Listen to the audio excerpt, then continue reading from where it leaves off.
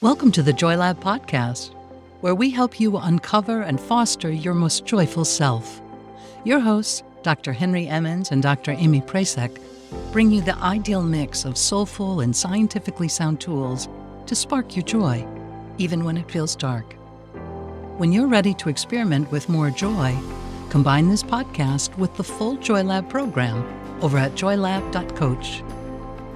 Hello, I'm Henry Emmons, and welcome back to Joy Lab.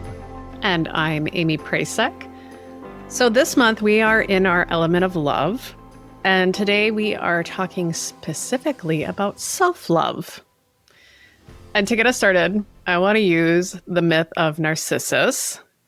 So first of all, I should say that I have not read, I think it's Ovid's Metamorphosis, I think for this, but for any of my Greek mythology, this is not original source.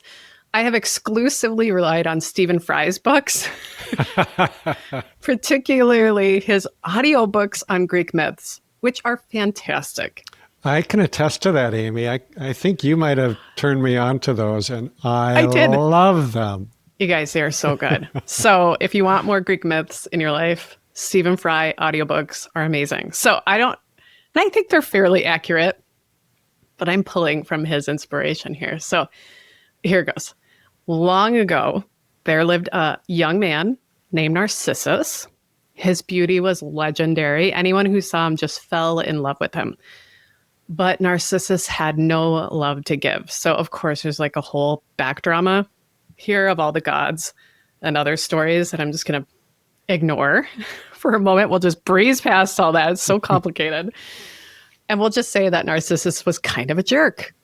He'd reject, he'd mock, just be genuinely terrible to anyone who expressed their love to him. And so word spread about how terrible Narcissus was and spread to Nemesis, the goddess of retribution. Ooh, I remember Nemesis.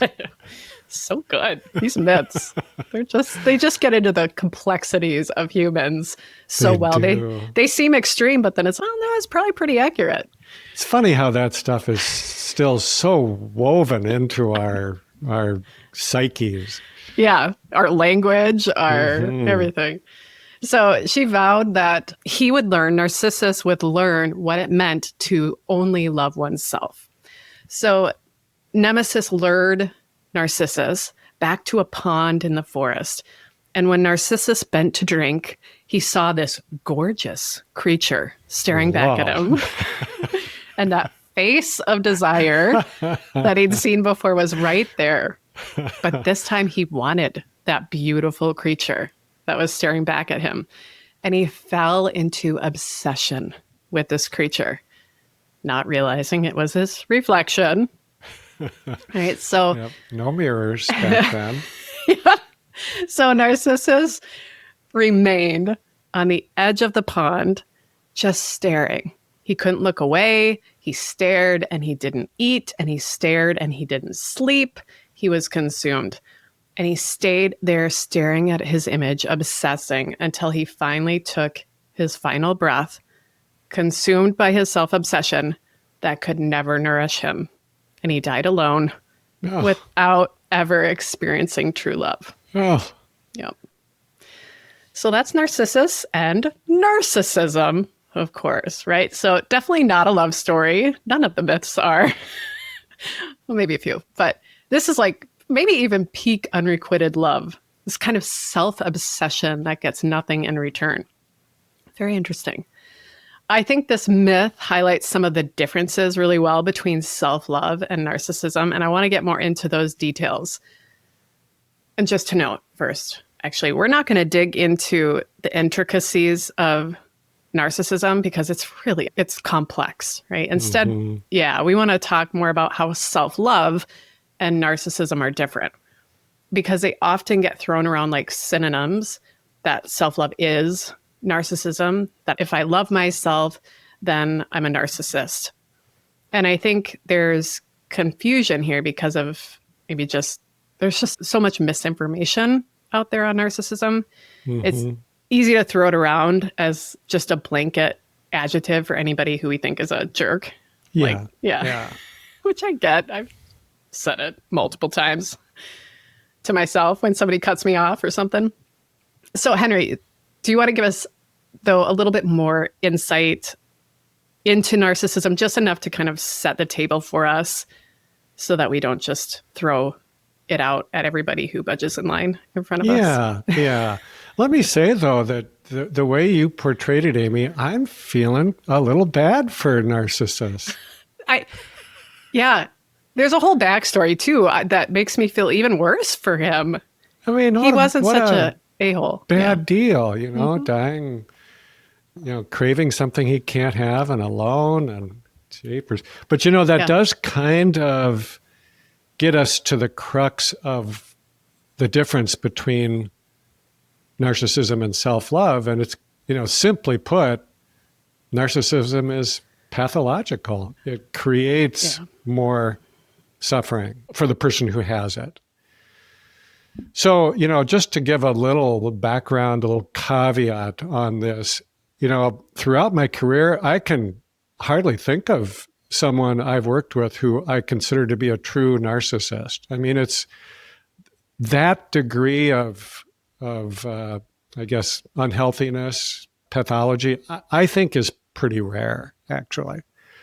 And I think also I'm really careful about using those labels for people because remember, everything exists on a spectrum in the world of mental health, right? We've talked about this. And there's a wide range of normal that can include a little bit of what we might consider self-absorption or being self-referential, at least from time to time.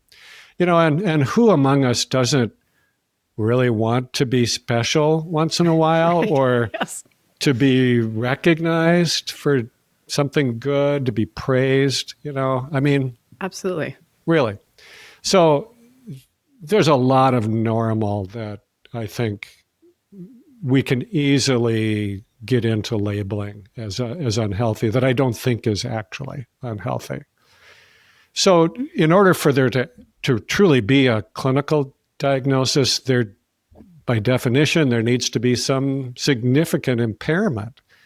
And especially in areas of life where it's just not working for them because of their condition, because of this narcissistic personality. So oftentimes with narcissism, that shows up in the realm of relationships. And so work can be a problem, because it's a little hard for them to function with others well at work. And someone who's really caught up in narcissism usually does not see that they have the problem. They don't see it in themselves. They see it in everybody else. And why aren't they treating me better or something like that? So oftentimes they fail to see that there's a need for them to change. Instead, everybody around them should change, from their point of view. So I think that gives us a little sense for it. There's just a profound absorption with self, so much so that other people, if they see them at all, they're seen as either unimportant or just a means to their own ends.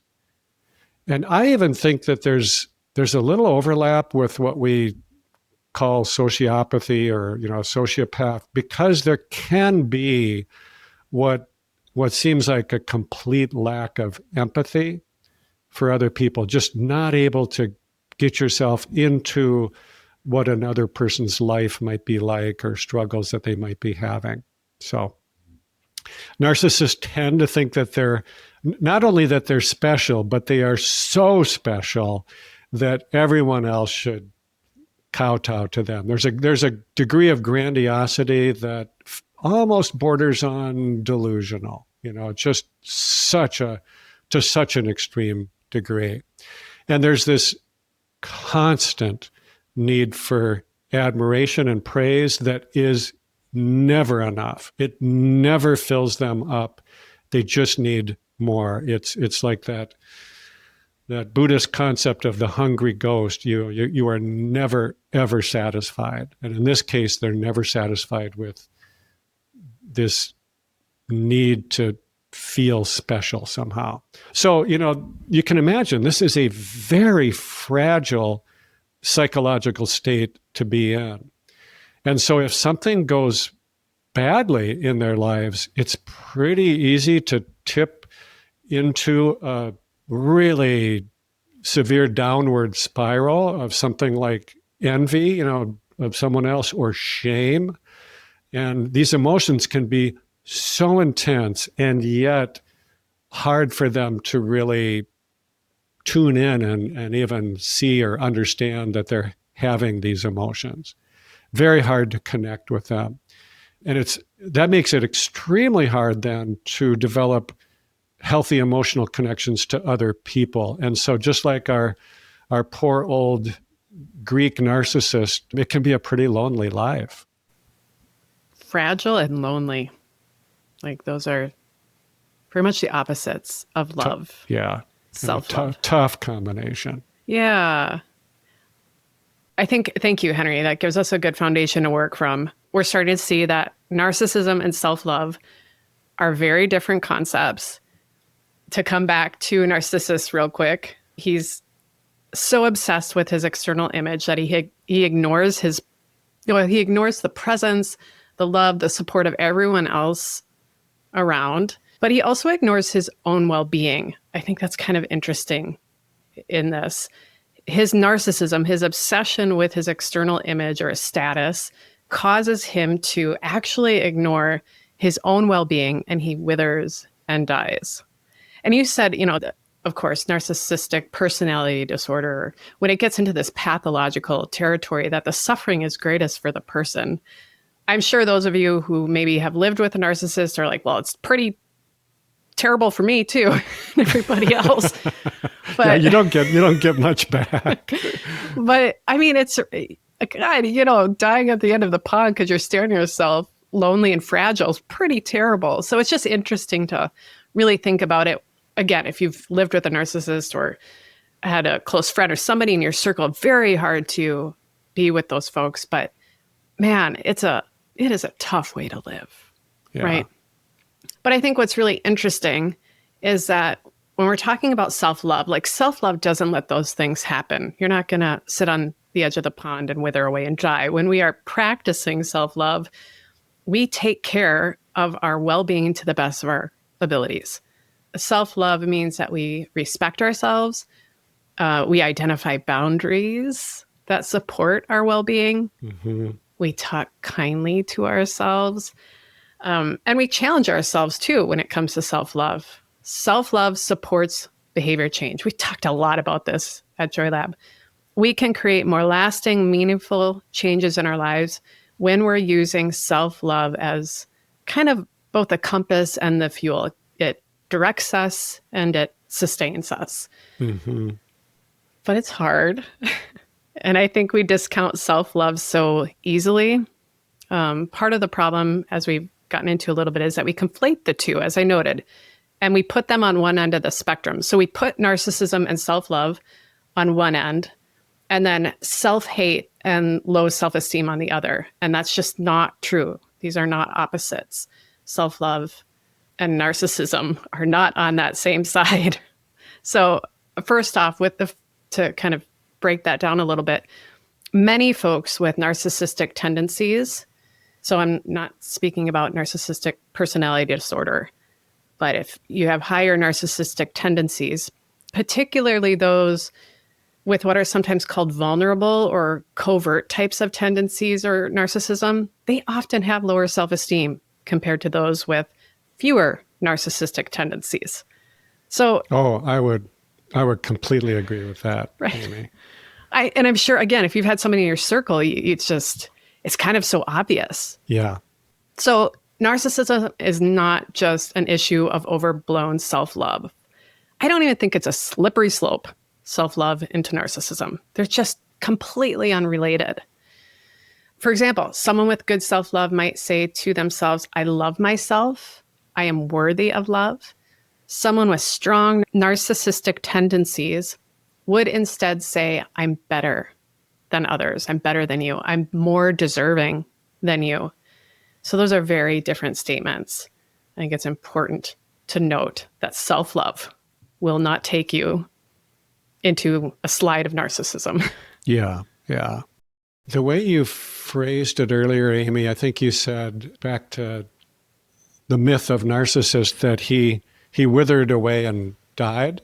Yes. And that reminds me, this is a bit of a leap, sorry. But no, let's do it. Jump.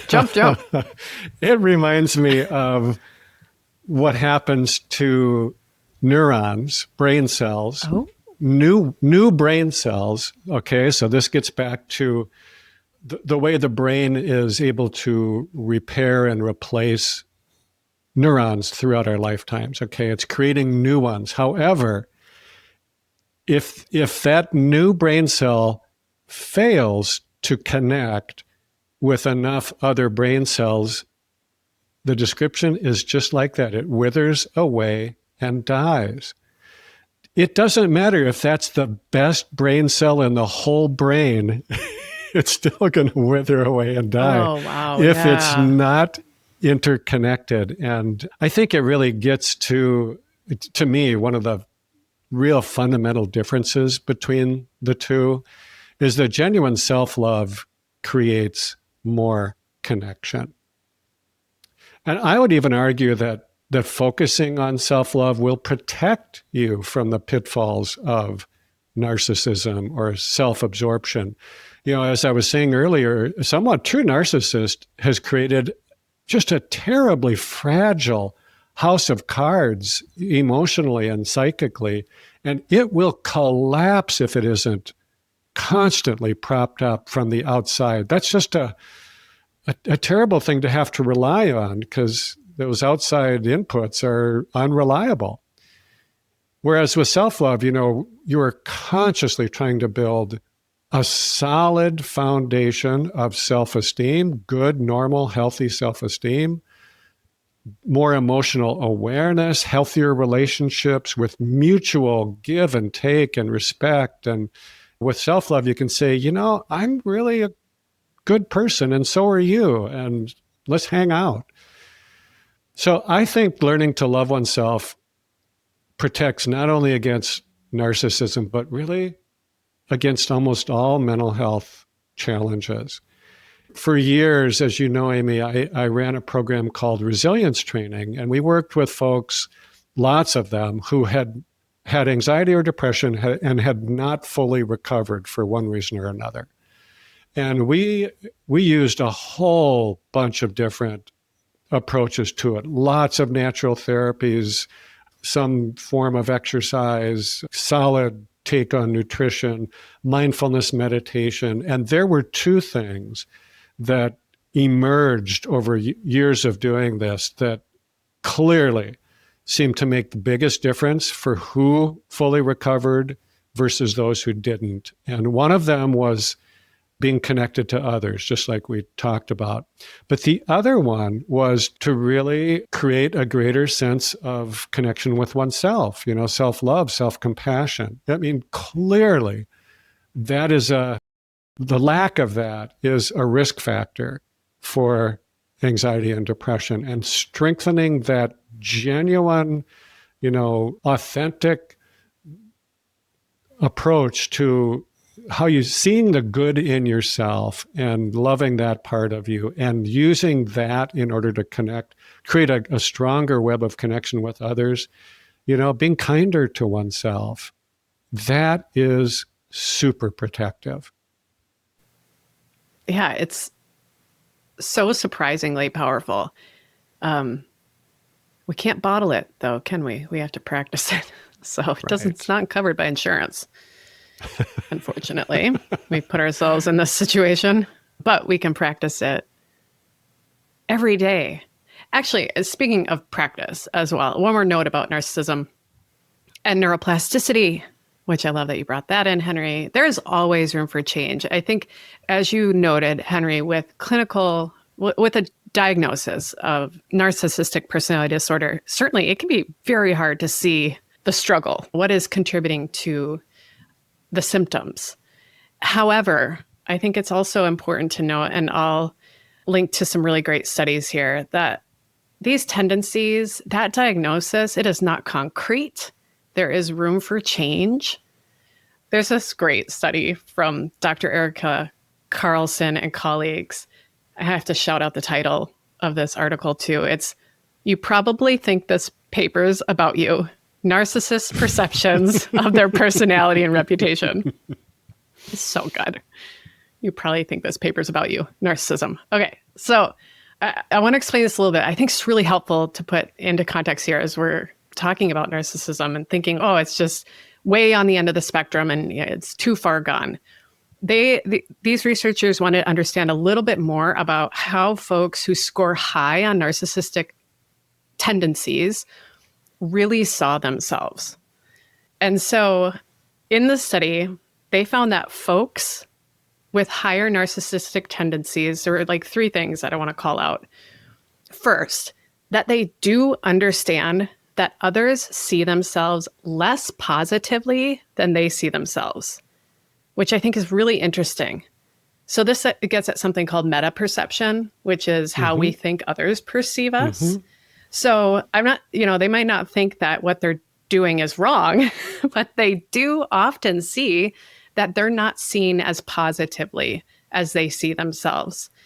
And if there's an acknowledgement or recognized discrepancy here, so they're seeing that discrepancy, I think that gives a lot of space for awareness and change. It's like a little door in.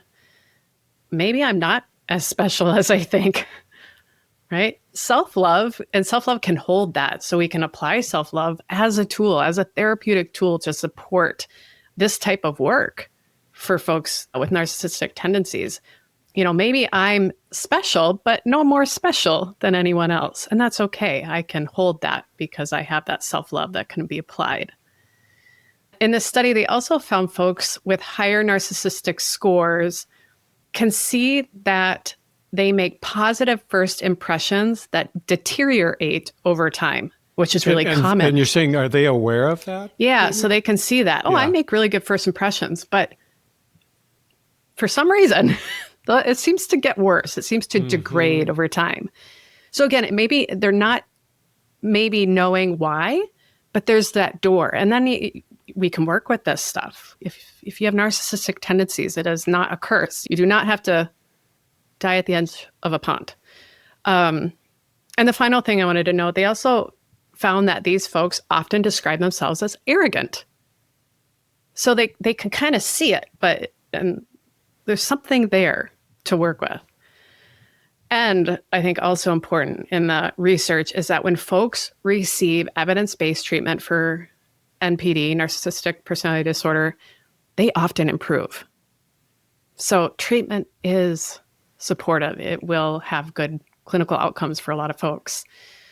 I think it's really important to call out because of all the narcissistic misinformation lately.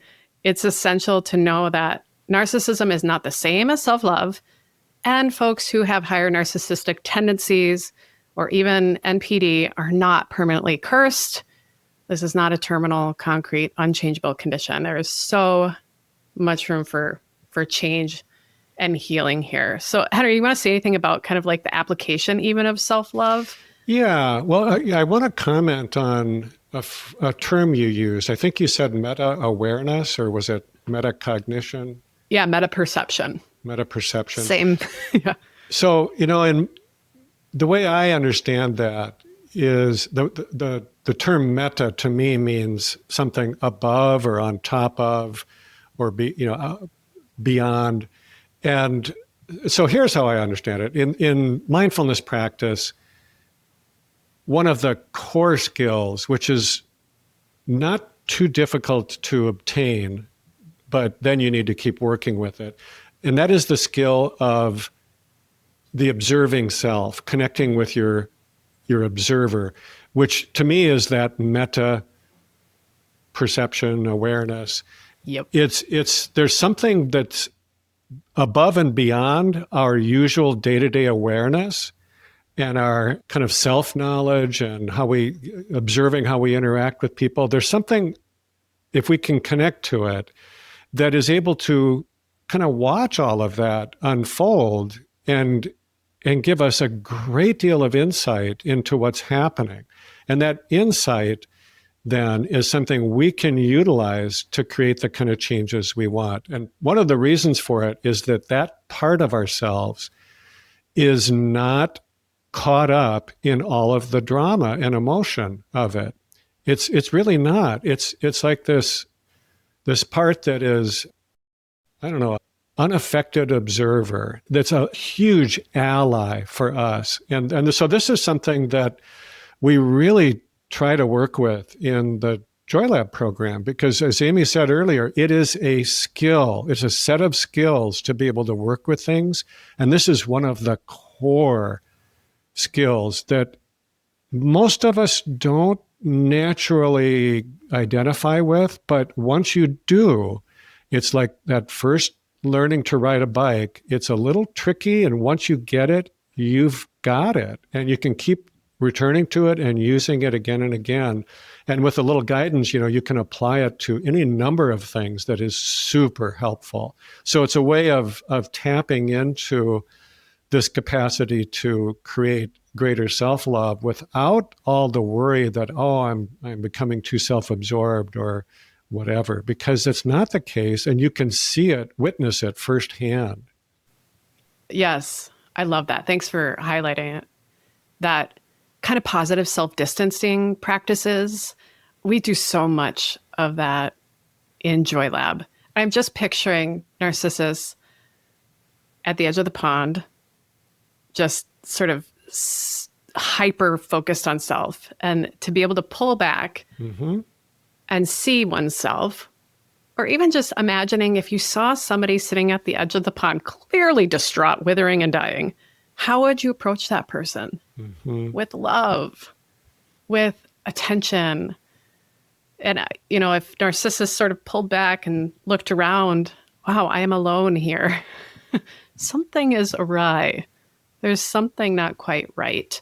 You can kind of see it. You take yourself out of the drama, and then applying that self-love to sort of just shift perception. I think it's really powerful. Yeah, we do that a lot at the Joy Lab program. Come join us there if you're not already. And I think that maybe what's unique about what we do here at the podcast and the program is that instead of focusing on what is always wrong with us, we like to practice bringing more focus to what's right and how we can build on that. Because I think when we do that, when we see what is good in us, as you're saying, Henry, when we give ourselves some love, then so much of our world expands. Our sense of optimism for ourselves and our world, our courage to create changes. When we give ourselves some love, it's like giving ourselves some real nutritious food. It gives us some energy to live and really live our life with more meaning and joy. So give yourself some good food today, some self-love. It is essential. Like you would if you were approaching somebody who needed a bit of support. Give yourself that support, that love, that care.